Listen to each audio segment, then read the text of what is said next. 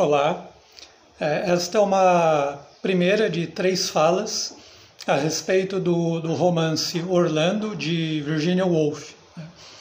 É um romance que foi publicado em 1928 e eu decidi dividir em 3 falas, cada uma delas abordando 2 capítulos dessa obra, que é composta por 6 ao todo, obviamente, né, nessa lógica, e também para tentar dar conta de uma série de sutilezas e aspectos que são importantes para a compreensão da escrita da Virginia Woolf, né?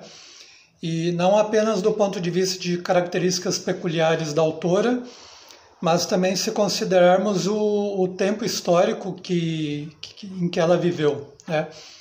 Virginia Woolf nasceu em 1882, Inglaterra, e morreu em 1941. Se a gente pega esse arco temporal, podemos pontuar apenas a crise de 1929, o crash, a Primeira e a Segunda Guerras Mundiais como grandes eventos de envergadura histórica que por si só já teriam consequências muito importantes do ponto de vista da vida de uma pessoa que transcorreu num período e num século marcado por tão grandes transformações, né? Então isso significa que no momento em que a gente aborda uma obra como essa, escrita por uma autora como Virginia Woolf, é preciso que nós prestemos atenção numa série de detalhes que compõem a escrita dessa mulher, e eu acho que esses detalhes eles exigem um tempo maior, uma dedicação maior, um desdobramento em algumas outras falas para tentar dar conta de todas as peculiaridades e sutilezas que fazem parte dessa escritora, né? E dentre todas essas peculiaridades eu gostaria de destacar pelo menos 2 que me parecem fundamentais e que estão presentes em várias obras e em vários momentos da produção da Woolf, né? O primeiro deles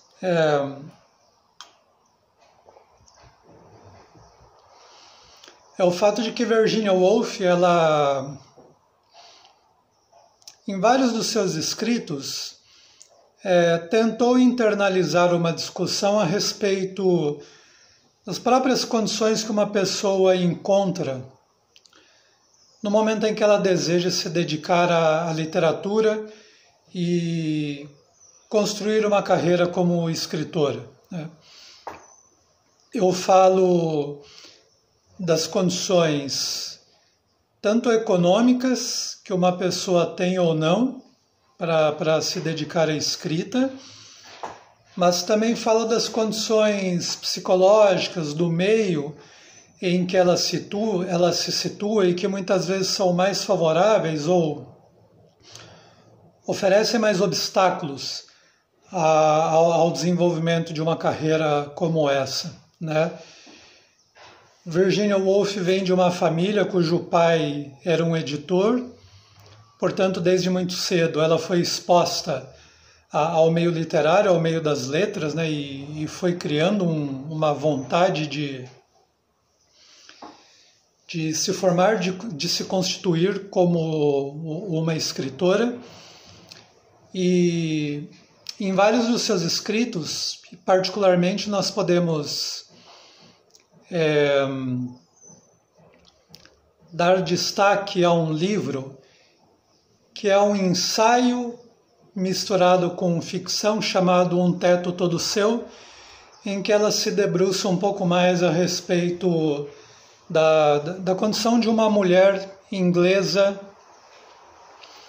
no início do século XX, com o desejo de se construir como escritora, de deixar um legado literário de se dedicar à literatura propriamente dita, né?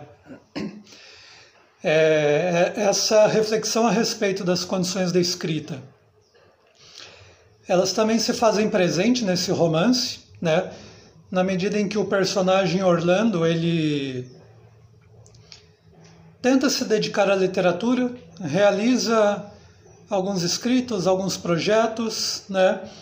Ao mesmo tempo é um personagem que demonstra uma preocupação muito grande com a literatura inglesa, as letras inglesas e o futuro da escrita na Inglaterra, né? O romance ele é ambientado do ponto de vista histórico ali na virada do século XVI para o século XVII, e Orlando ele é jovem no momento em que o teatro de Shakespeare está já praticamente todo construído, né? Então essas peças já fazem parte do ambiente cultural inglês e seriam peças decisivas do ponto de vista de algumas transformações que aconteceriam no cenário cultural inglês e na literatura mundial como um todo. E Orlando está atento a esse tipo de fato que acontece ao redor dele no momento em que ele vive, né? Uma outra característica muito importante que determina a obra de Virginia Woolf tem a ver com uma perspectiva de viés psicológico, né?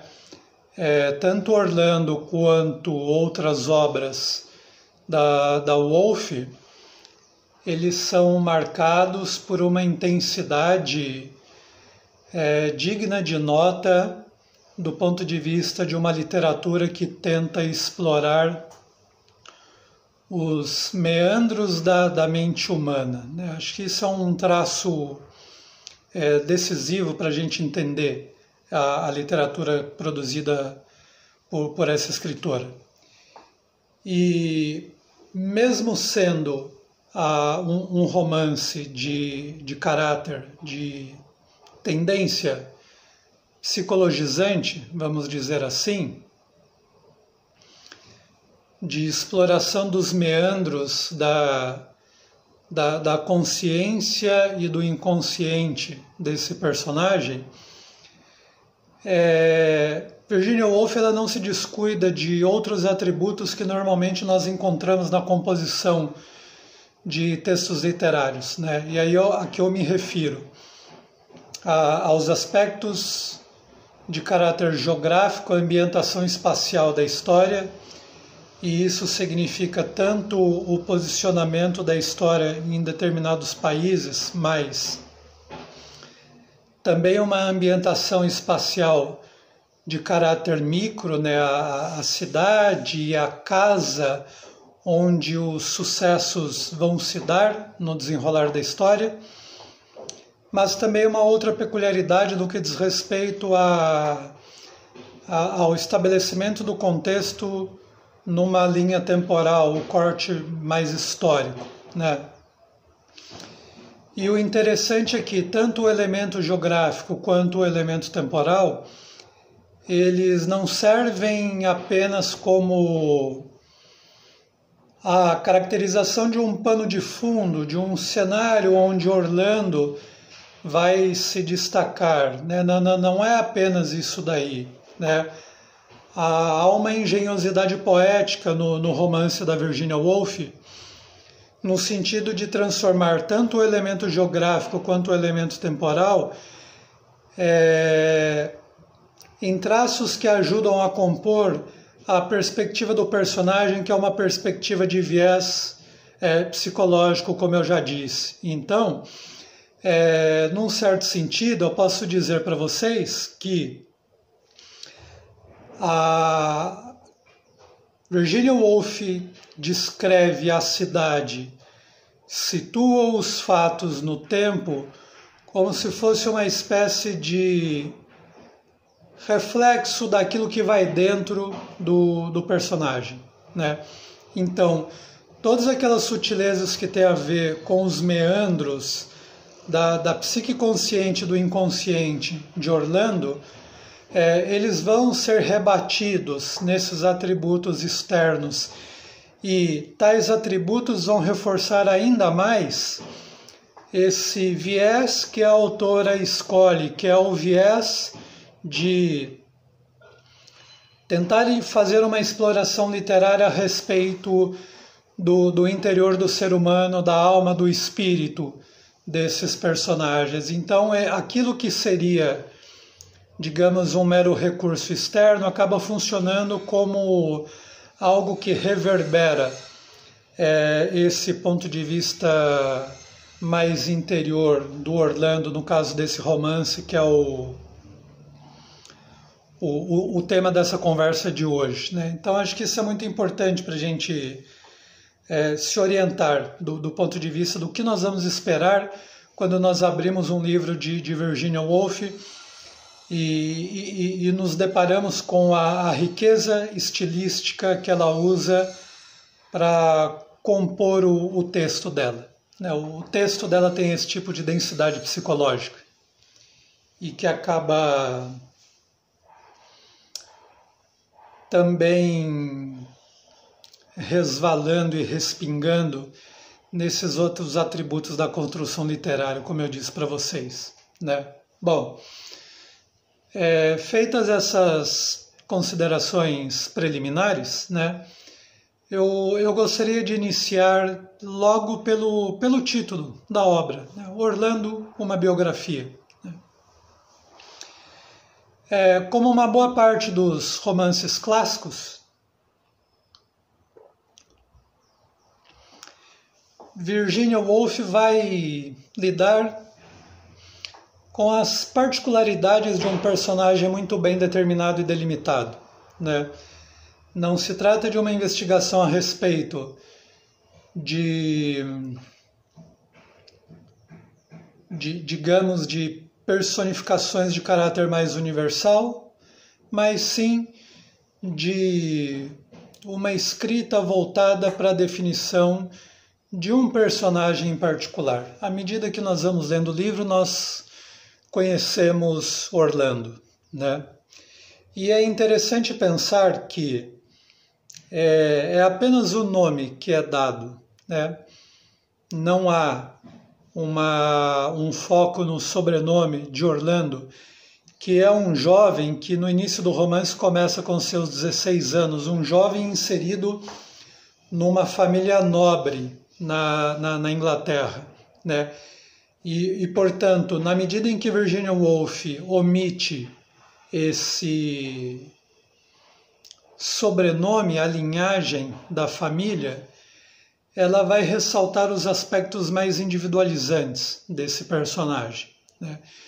Existem algumas intenções no que diz respeito à proposta dessa escritora, né? Eu acho que, antes de mais nada, ainda que o romance comece no século XVI, virada para o século XVII, nós também devemos considerar que o eu lírico que escreve, que narra a história, um biógrafo, ele a escreve a partir de 1927 e, portanto, a partir de uma época em que uma concepção do homem e da mulher como indivíduos já está relativamente bem desenvolvida, e é justamente dessa perspectiva, desse ponto de partida, que Virginia Woolf remonta a outros momentos da história inglesa,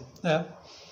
Ao mesmo tempo, essa ênfase apenas no nome Orlando, individualizando, faz com que a gente também considere a perspectiva de que Virginia Woolf o constrói como um personagem trágico, né? Trágico numa acepção literária e histórica muito bem definida também, né? O que eu quero dizer com isso? Eu quero dizer que a construção de Orlando tem muito a ver com o desenvolvimento do teatro trágico shakespeariano da época, né? E, portanto, é uma maneira dela também lidar com aquela questão que eu havia dito para vocês no início a respeito das condições em que se dá o trabalho literário e como é que ele se transforma ao longo da história, né? O que significa dizer que Orlando é um personagem trágico? Não se trata apenas de algumas peculiaridades relacionadas a características de Orlando, né? A gente vai lendo a história e desde o início nós sabemos que ele é um homem muito sujeito a oscilações de ânimo, dos seus humores. Ele é um homem que, por conta disso, acaba buscando a solidão. Em alguns momentos mais críticos, alimenta alguns pensamentos mais destrutivos, mais sombrios, né? E isso por si só já configuraria, digamos, alguns elementos da tragédia pessoal dessa criação de Virginia Woolf, né? Mas não é apenas isso, né? Quando eu falo que ele é um personagem trágico, de uma certa maneira, na composição deste romance, nós temos alguns elementos do teatro shakespeariano e de outros dramaturgos da época também, mas também de uma outra característica que vai extrapolar os palcos da dramaturgia e que irá trabalhar na composição de uma nova visão de mundo, de um outro olhar a respeito do mundo como um todo e do ser humano, digamos, nesse sentido, né? O que eu quero dizer com isso? Esse momento da virada do século XVI para o século XVII é um momento histórico decisivo para a Inglaterra, como uma espécie de marco de um declínio de algumas características medievais e da construção daquilo que a gente vai chamar de uma história moderna, de uma modernidade propriamente dita, né? E essa nova visão de mundo, ela é muito tributária disso que eu estou chamando de uma perspectiva trágica a respeito da história dos seres humanos, né? Uma perspectiva trágica que vai se contrapor a uma outra visão que começa a entrar em declínio, ainda que ela não desapareça completamente. Eu acho que está conosco até os dias de hoje, né?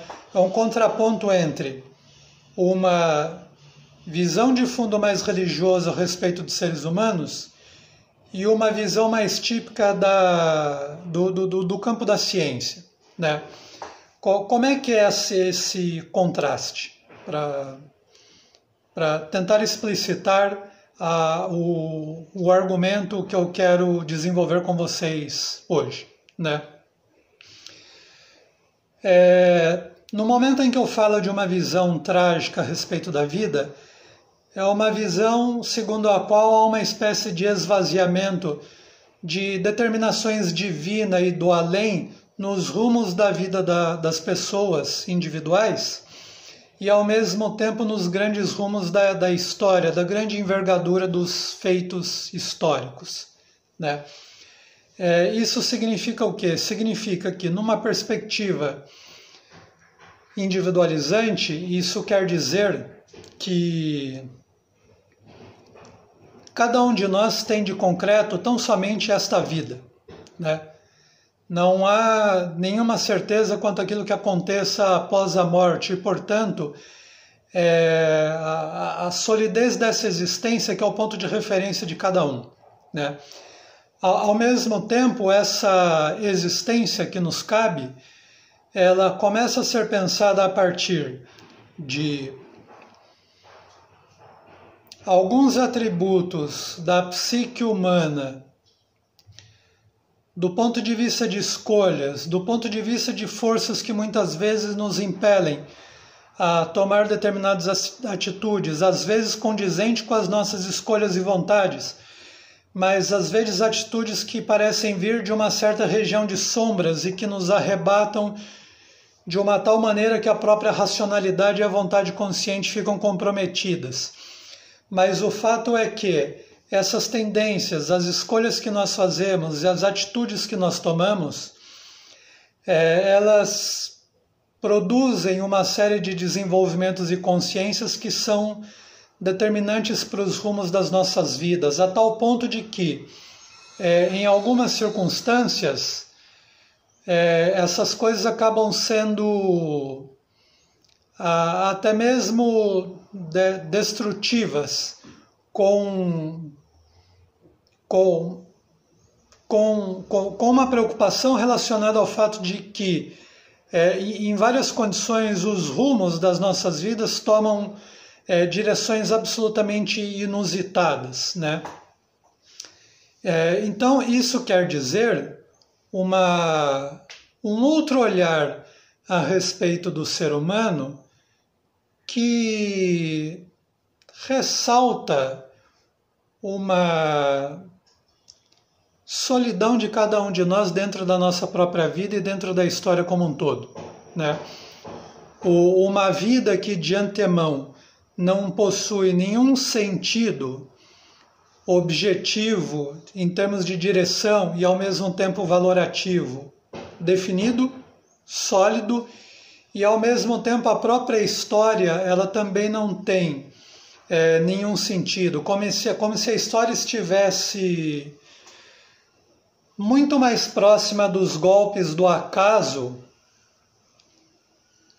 podemos pensar dessa maneira, do que uma história representativa de uma intenção divina, de um Deus capaz de conduzir os assuntos dos seres humanos, os grandes assuntos públicos, políticos, militares, mas ao mesmo tempo os pequenos assuntos que dizem respeito às biografias de cada um de nós, né? Então isso quer dizer, em termos comparativos, né? Vou usar aqui um raciocínio a partir de um texto de um pensador chamado Anatol Rosenfeld, que escreveu a respeito do significado do teatro de Shakespeare. E uma das passagens desse texto, o Rosenfeld ele fala que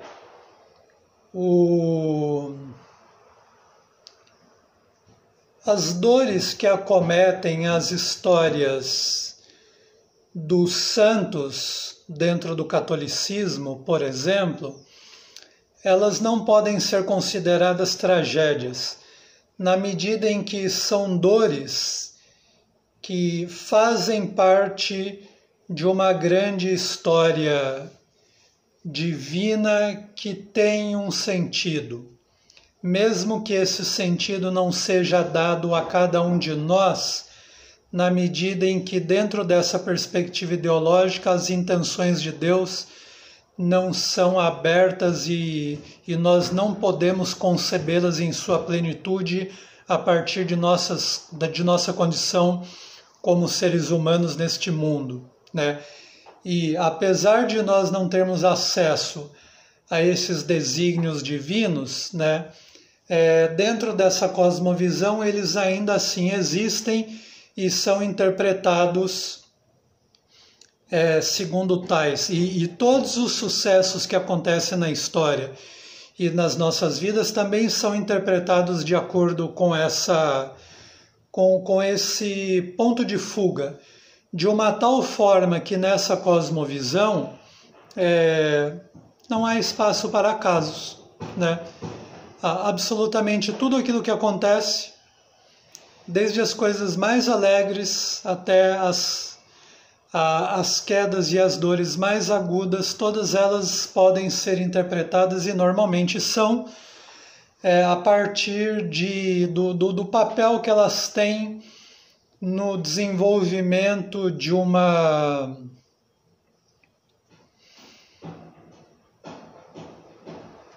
um tempo que está vinculado à eternidade de Deus. Acho que esse é um ponto muito importante. Não há isso no teatro de Shakespeare. uma certa abertura para algumas incertezas, para a ideia do acaso.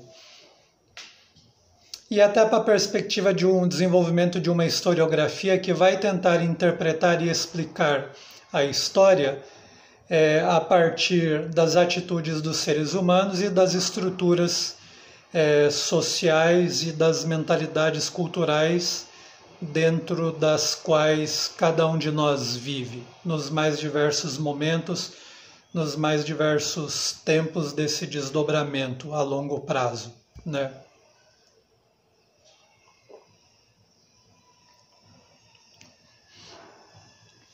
Então, Orlando é isso, né? Quando Virginia Woolf ressalta apenas o nome dele, quando ela constrói um personagem que é dado às oscilações de humor, e a própria palavra humor tem a ver com uma certa vertente da medicina da época, que vai tentar entender esses rompantes humanos a partir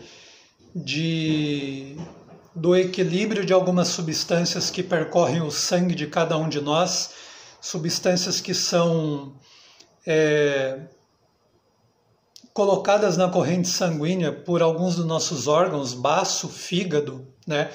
Então aparecerão essas substâncias com nomes como fel, como fleuma e como melancolia, para se referir a esses estados de ânimo, de ora muita raiva, ora muita apatia, ora a queda num buraco meio sombrio em que a vida não tem sentido, em que parece que viver não tem nenhum valor e, portanto, Orlando muitas vezes queda com alguns pensamentos autodestrutivos, muitas vezes indicados nos textos da Virginia Woolf, com alguns versos de peças dramáticas de Shakespeare ou de outros escritores, né? Isso é uma coisa muito interessante, mesmo essas oscilações de humor, ela tenta posicionar dentro de um determinado tipo de perspectiva médica e psicológica, entre aspas, que existia e figurava no momento histórico que ela situa na construção desse romance, né? É nesse sentido que eu falo para vocês que Orlando aparece como um personagem trágico, né? Um personagem que, por conta dessas oscilações de humor e por conta dessa melancolia que o acomete em várias situações, ele acaba tendo muitas dificuldades do ponto de vista de assumir os papéis sociais que são esperados de um jovem da nobreza inglesa do século XVI, né? Virada para o século XVII. E a cena inicial do romance é o quê? Orlando, com 16 anos, dando estocadas com a sua espada numa cabeça decepada de mouro no sótão da residência onde ele vive, né? Um jovem brincando solitariamente, mas uma brincadeira que simbolicamente ela é construída pela escritora de uma maneira profundamente significativa, né? Porque, por um lado, há um contraponto entre a cristandade à qual Orlando pertence e a referência a essa cabeça de mouro e, portanto, ao Islã, a uma religião do Oriente.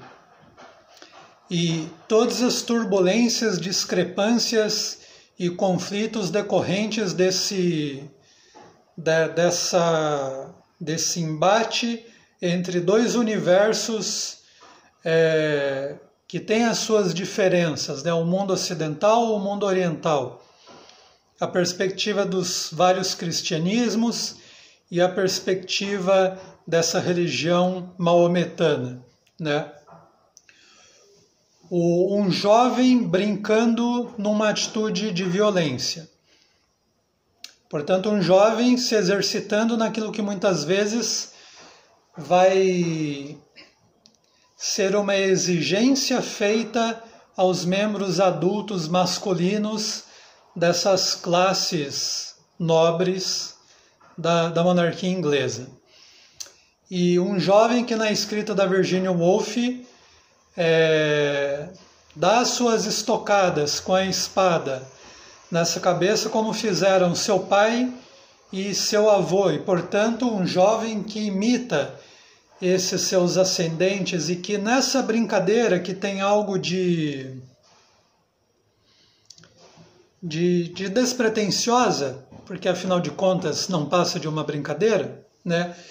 Mesmo assim ela carrega alguma coisa, digamos, mais séria, como um exercício a partir do qual esse menino vai se preparando para aquilo que está por vir, em termos do que é a perspectiva de se assumir e de ajustar a sua mentalidade a papéis de antemão já pré-estabelecidos, né? Acho que isso é um aspecto importante. Essa melancolia de Orlando vai funcionar como um obstáculo e uma resistência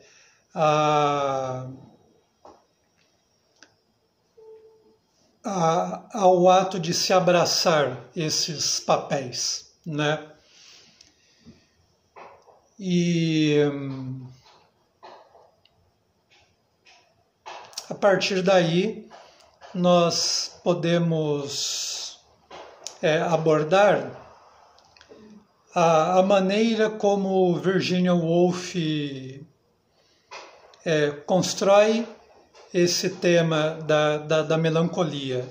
E a partir desse tema é até interessante a gente notar uma certa visão de natureza que numa passagem aparece no romance, que eu acho que vale a pena até ler para vocês pelos detalhes de construção literária que são muito ricos e muito bonitos na escrita da Virginia Woolf, né? Então eu vou fazer uma breve leitura, né, dessa edição aqui do Orlando, uma biografia.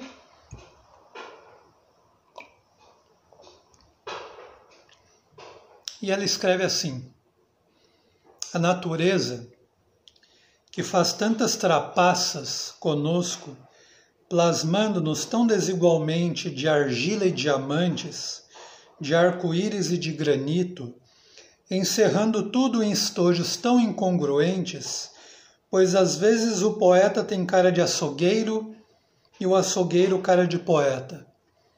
A natureza que se compraz com a confusão e o mistério, de modo que, mesmo hoje, 1º de novembro de 1927, não sabemos por que subimos ao primeiro andar, nem por que descemos, e os nossos mais cotidianos movimentos são como a passagem de um navio por um mar desconhecido. E os marinheiros do mastro principal perguntam, assestando seus óculos para o horizonte: aquilo é terra ou não? Ao que, se somos profetas, responderemos: é. Se somos verídicos, dizemos não. A natureza é responsável por muito mais do que a talvez intrincada extensão desta frase. Complicou ainda a sua tarefa e aumentou a nossa confusão, provendo-nos interiormente não apenas de sortimento de velharias e retalhos, um pedaço das calças de um polícia ao lado do véu de casamento da rainha Alexandra, mas obrigando todo esse sortimento a ser alinhavado por um simples fio. A memória é costureira, e costureira caprichosa, né? Existe um jogo de coisas opostas, granito e diamante, né? Existe a ideia de uma natureza que nos trapaceia. e há o destaque de que essa natureza ela é responsável por uma série de pequenas complexidades, a tal ponto de que o mais singelo gesto ou atitude de você simplesmente subir uma escada, ele pode se transformar numa espécie de hieróglifo de difícil decifração, né?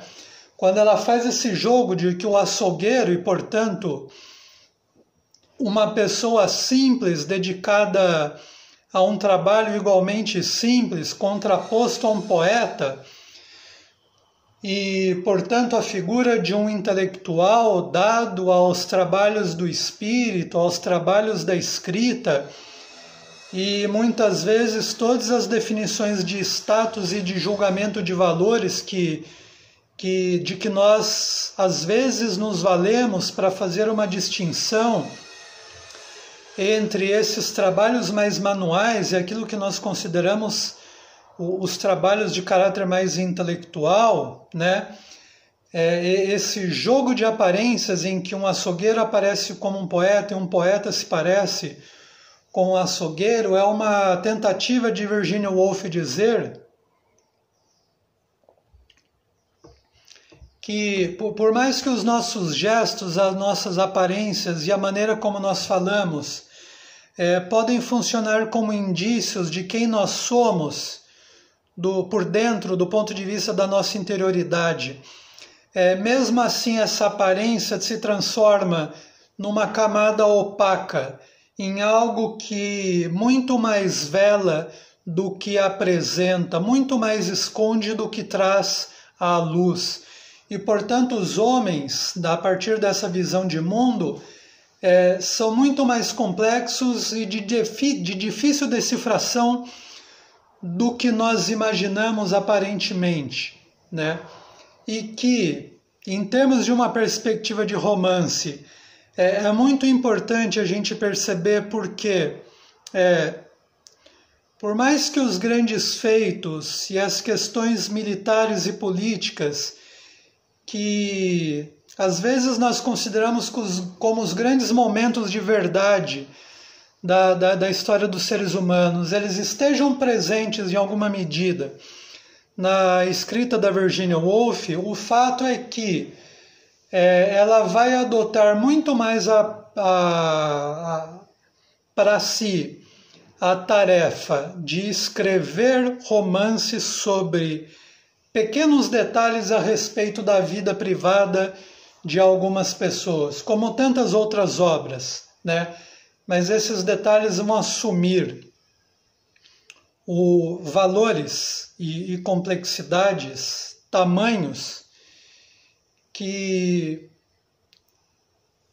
exigem de nós a leitura de uma escrita que vai ser igualmente rica em termos desses detalhes que povoam a mentalidade da escritora, da Virginia Woolf, né?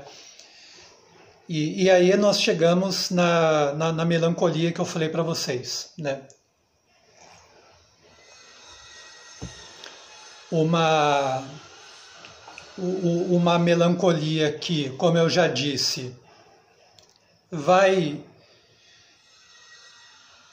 postergando e colocando alguns obstáculos na tarefa de Orlando de assumir os papéis que são esperados por um membro de sua classe, né? Essa melancolia, por exemplo, ela aparece num instante em que, numa festa de carnaval promovida pela realeza em Londres,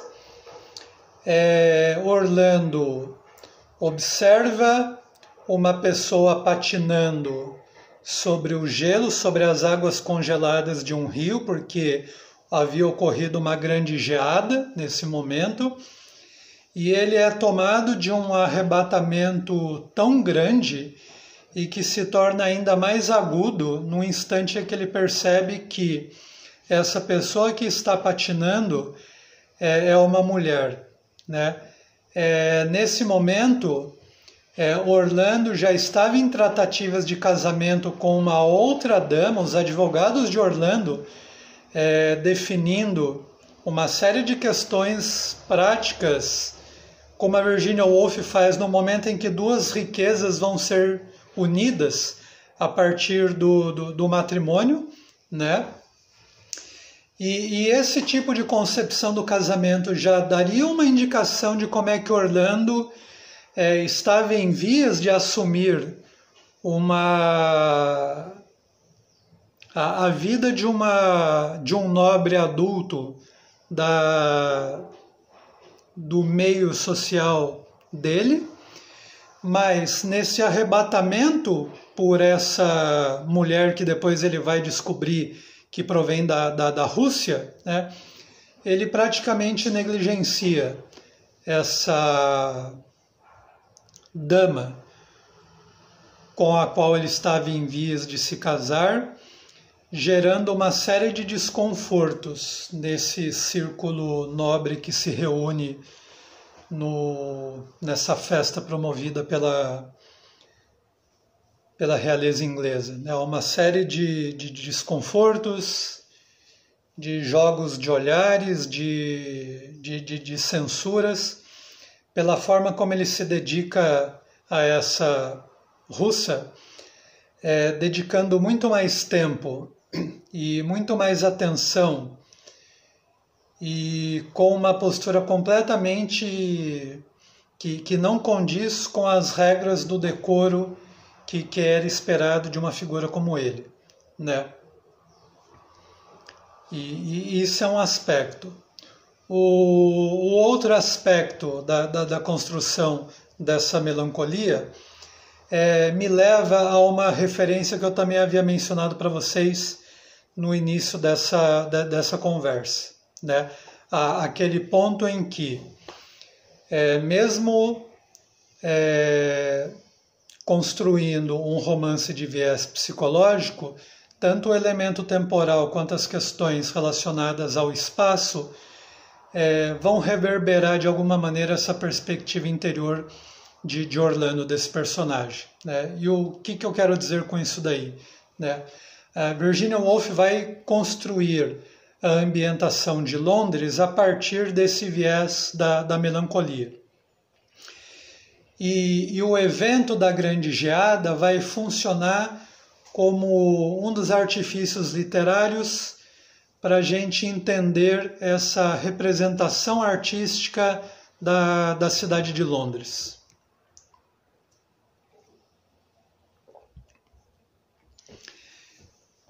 É uma grande geada que congela alguns rios que cortam essa cidade. Na trama literária, nós acabamos percebendo que alguns animais, nas suas condições naturais, acabaram ficando petrificados em determinadas posturas. E a coisa mais assombrosa que também está dentro da narrativa da Virginia Woolf é quando nós vemos o rio Tâmisa com uma espessura considerável de gelo e que tem uma certa transparência a ponto de que é possível ver alguns peixes, golfinhos congelados no fundo dessas águas, alguns navios naufragados, né? De uma tal forma que mesmo numa situação de festa, mesmo nesse êxtase da paixão que nós encontramos na maneira na maneira como Orlando se liga a essa mulher provinda da Rússia, mesmo assim, sob o gelo, nessas condições, nós encontramos uma espécie de símbolo da morte, né? Uma espécie de símbolo que faz com que, em termos potenciais, essa melancolia de Orlando ela poderia despontar a qualquer momento, numas oscilações de ânimo que são características da construção dessa personagem da Virginia Woolf, né?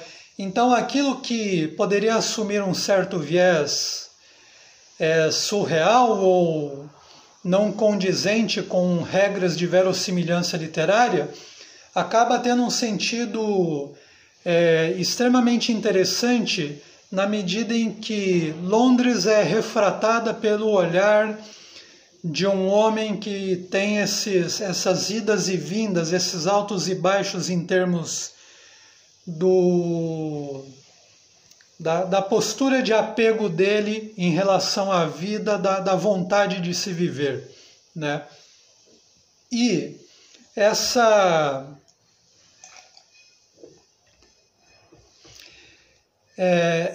melancolia ela também vai se expressar na própria relação estabelecida entre Orlando e a casa em que ele mora.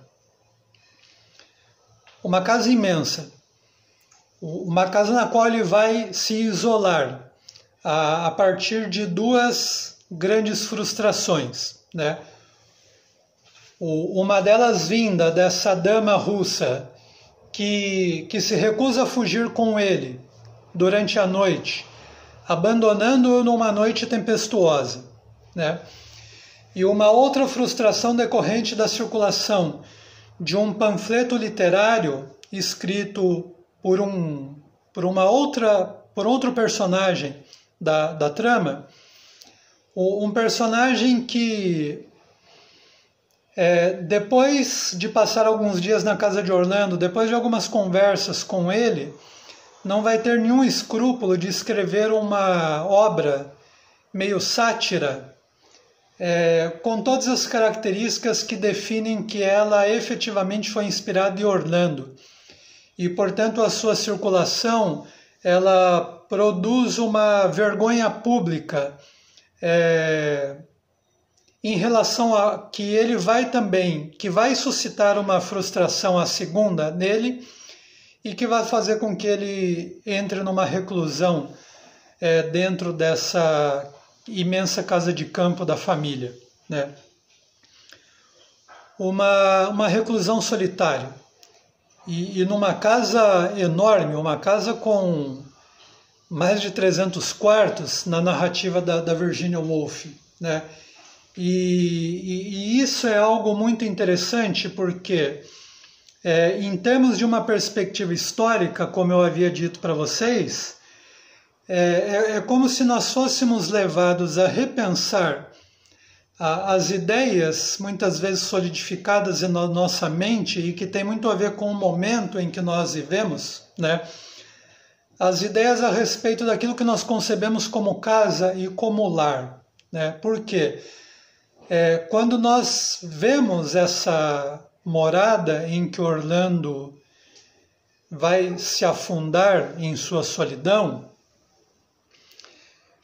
nós precisamos considerar que não se trata de uma casa dentro da perspectiva que é comum nos nossos espíritos, nas nossas mentes, né? Não é uma casa como o local em que você está seguro, ou uma casa que deveria prover essa segurança. Não é o local da intimidade, não é o local em que se está à vontade. Uma morada com essa opulência, ela tem uma função política muito forte na civilização inglesa do momento que Virginia Woolf aborda na obra dela, né? Uma função política de realização de festas, de recepção de famílias, de nobres, não só da Inglaterra, mas de outros países. Uma casa que precisa servir, em alguns momentos, pelo menos raros, dependendo do tipo de proximidade, né? Uma casa que tem que servir para receber o rei ou a rainha da Inglaterra em determinados momentos, como acontece na trama, numa época em que, logo no início, quando Orlando tinha 16 anos, e a casa recebe a rainha que coloca sua mão em cima da cabeça daquele jovem, né? Portanto, uma casa que não é exatamente uma casa com a qual nós estamos acostumados, nem na opulência, nem na função social dela, né? E imaginar um personagem trágico